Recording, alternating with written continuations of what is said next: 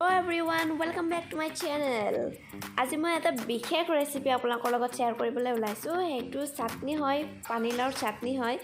এইটো একেবাৰে সিম্পল বনাবলৈ ইজি আৰু বহু কম সময়ৰ ভিতৰতে হৈ যাব। ইয়াৰ কাৰণে আমাক লাগিব সৰিয়হ কেটামান আৰু লাগিব আদা নহৰু জলকীয়া আৰু লাগিব আমাক পানীলাও।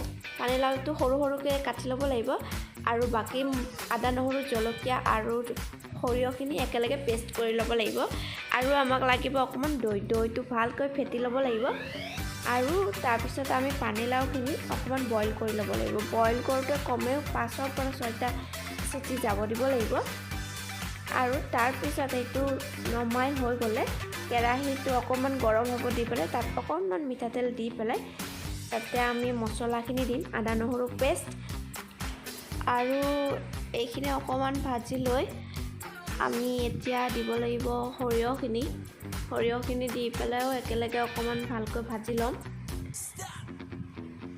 এইখিনিতে মই আপোনালোকক কৈ দিওঁ আপোনালোকে মোৰ যদি ভিডিঅ'বিলাক ভাল পাইছে লাইক কমেন্ট শ্বেয়াৰ আৰু সাবস্ক্ৰাইব কৰিবলৈ নাপাহৰিব। আৰু এতিয়া মছলাখিনি ভজা হৈ গৈছে। এতিয়া আমি পানীলাওখিনি দি দিম। পানীলাওখিনি বেছি ভাজিব নালাগে, কমেও আপোনাৰ 2-3 মিনিট ভাজিলে হৈ যাব।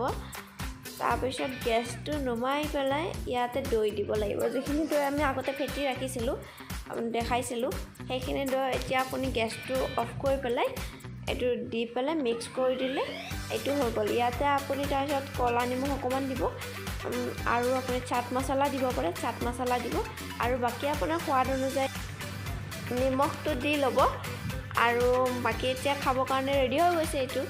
আৰু আপোনালোকে এনেকুৱা যদি কেতিয়াবা ট্ৰাই কৰি চাব পাৰে, বেছি সময় নালাগে।